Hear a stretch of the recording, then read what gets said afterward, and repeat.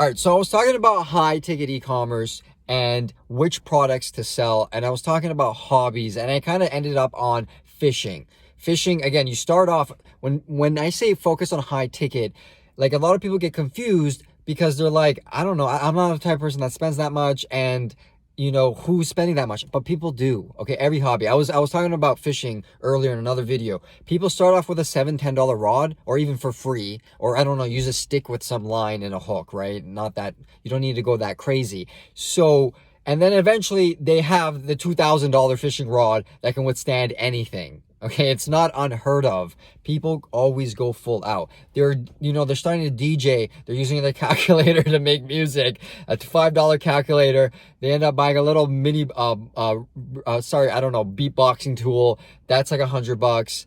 They end up going a full out keyboard set. That's, $1,000 or $2,000 or your $5,000. That stuff's expensive, right? So, hobbies, people end up spending more. And then, once you hit that age of career or income, you're targeting those people, right? You're targeting the guy who is making 60 to 120K. He has this money for his hobbies now. I'm telling you, they're going to spend $1,000 on their fully restored Game Boy Color. Okay? Like, people will spend money on their hobbies all the time. Gaming's a huge one.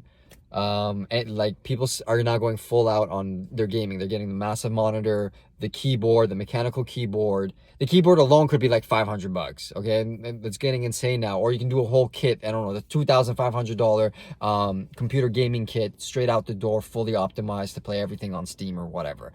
You get what I'm trying to say? So for every like not garbage, I shouldn't say. For every like cheap product out there, there's like this more expensive variant that necessarily isn't luxury anymore, and people don't know about it, or maybe it is luxury, but there's a niche of people who want the better version and they'll pay for it. That's what you got to focus on. Those people, they're not your average person, but you have to understand you only need 1,000 people to give you $1,000 to then make $1 million, right? Once you break it down that way, it's like, what the F? But if you think about it like hours to like pay per hour, like $17 an hour, then it's incredible to think for $1 million. It's impossible. But again, if you sell 1,000 units of a high ticket item, right? If you do even a crazier item like $4,000, $5,000, it's even significantly less units you have to sell to get those $1 million 7-figure marks. Okay, it's just basic math at that point. Okay, so focus on the hobbies. Every cheap hobby or every hobby that has a cheap variant, there's a more expensive one that just has a better premium option for those.